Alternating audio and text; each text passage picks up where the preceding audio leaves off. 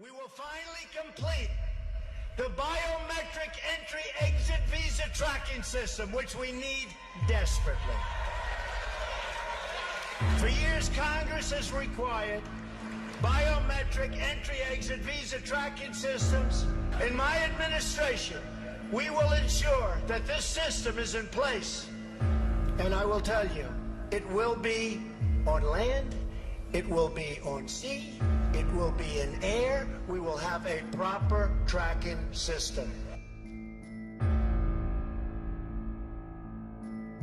Okay, so if you forgot your ticket to a game, a soccer game in Argentina, it's not a problem because you can use the microchip that's been embedded under your skin.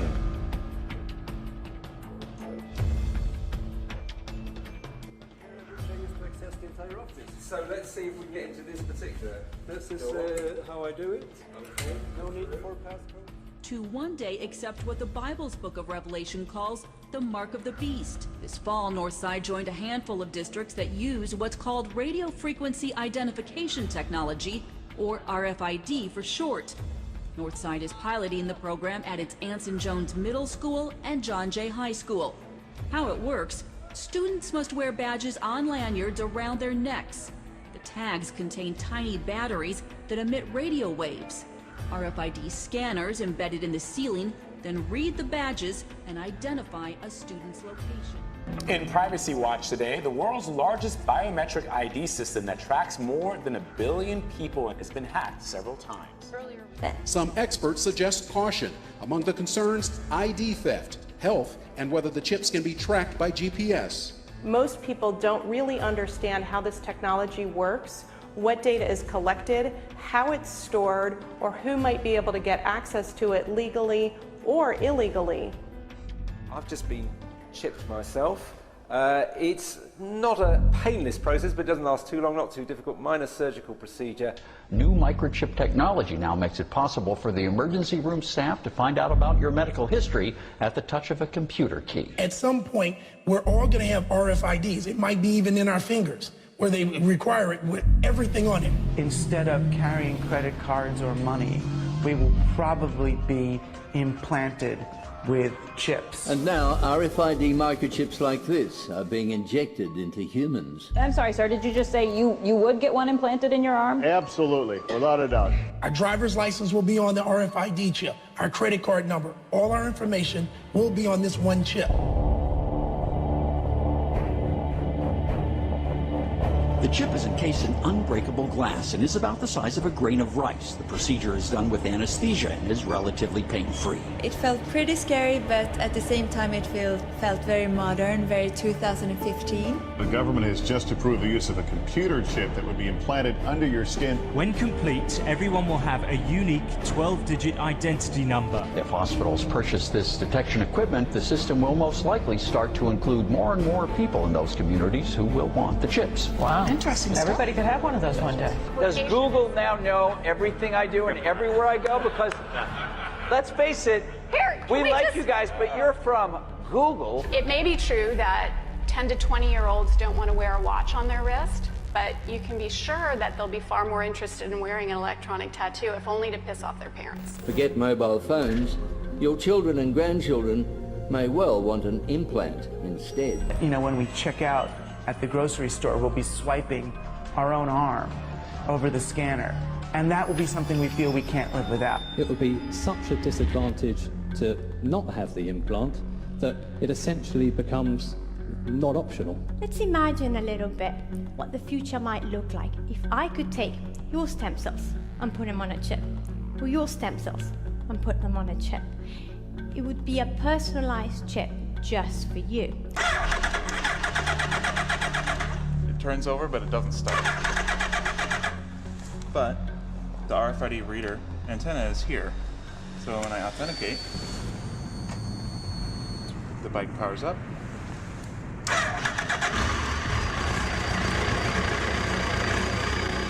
That's it. Imagine if some of these machines could be made so thin, light, and portable that they could be attached right to the surface of your skin and go wherever you go.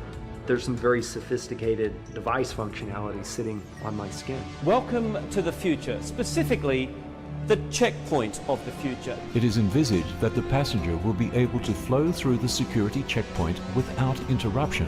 This is what IATA, which is the airline industry trade body, is hoping will become commonplace around the world. A sort of one-stop shop for security from the curb to the gate, as they say, with dignity. Can a microscopic tag be implanted in a person's body to track his every movement? There's actual discussion about that. You will rule on that, mark my words, before your tenure is over. Mark my words, huh? More like the mark of the beast. Even though it is called a tattoo, there is no need to pierce or puncture the skin.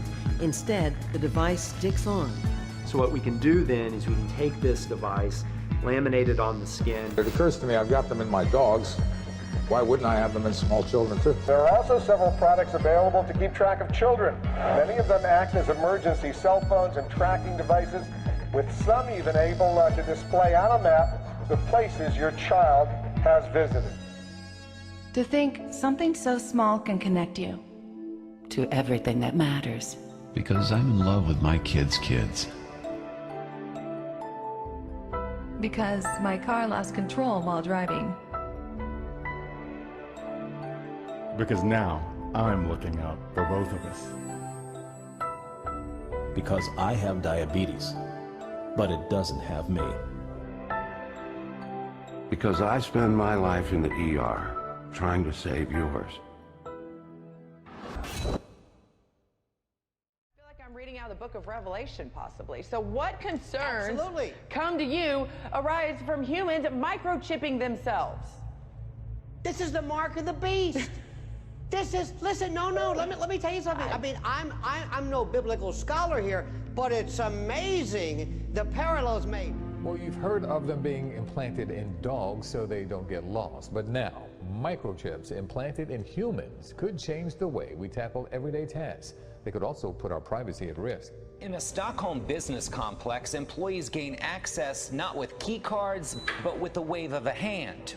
This is something that you can use just like a key badge. At a recent tech conference, Hannes Sjöblad explained how a microchip implanted in his hand makes his life easier. It replaces all the keys and cards that used to clutter his pockets. I use this many times a day. For example, to unlock my smartphone, to open the door to my office. Sjöblad calls himself a biohacker. We biohackers, we think that the human body is a good start, but there is certainly room for improvement.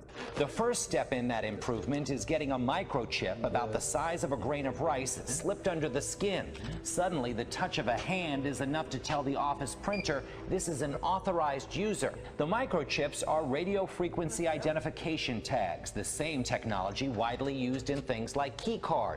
The chips have been implanted in animals for years to help identify lost pets.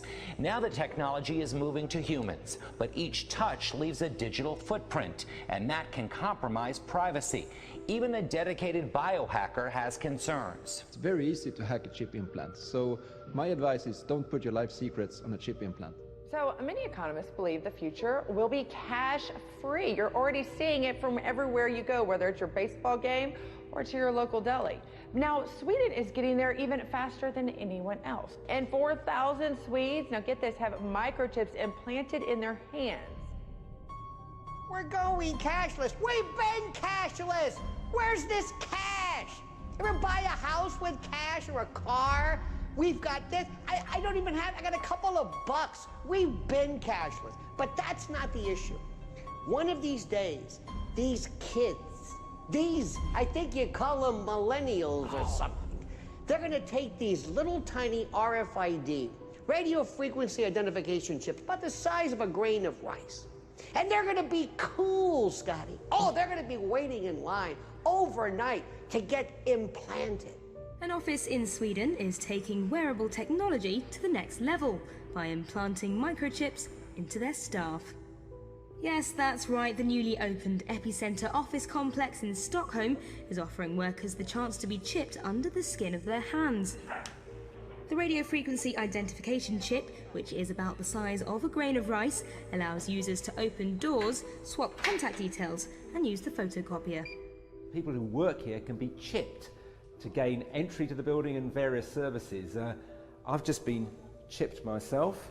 It's not a painless process, but it doesn't last too long, not too difficult. Minor surgical procedure, which basically involves a little chip the size of, I suppose, of a grain of rice being inserted under your skin, and you can then go off and have it programmed and then do various things inside the building.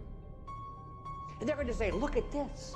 I can go to the drugstore. I can go to a cab. Isn't it great? How cool am I? Look, I've got this little embedded chip. And they'll say, they have medical records. And you're going to do that to grandma and grandpa in case, God forbid, they have some kind of dementia they're walking off. I mean, after all, we have it in our dogs, right? It's like OnStar for human beings. But here's the catch. One of these days, God forbid, Scotty, they find you guilty of something. And you go before a court. And they say, we're going to sentence you to prison? No. We're going to turn your chip off. And you don't exist. Everything. In fact, people are going to notice that when you walk up, they're going to say, who is this? You're not registered. You say, it's me. What do you mean, who is this?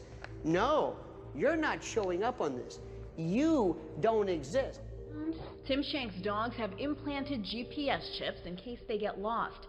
Now he has a chip of his own. This is an NFC chip, so it's similar to what phones have nowadays. The Minnesota software engineer had his finger cut open to put this tiny chip inside. There is the chip, which emits low frequencies. He programmed the chip to open his smart lock at home. So that unlocks my door. And manipulate his smartphone. And it turned off my ringer. Chrissy Heichman from Dallas has one too. And it's just a little glass bead like the size of a grain of rice. She uses hers instead of a key card at work. The online company Dangerous Things sells the device and an injection kit for $57. Dangerous Things warns customers on its site.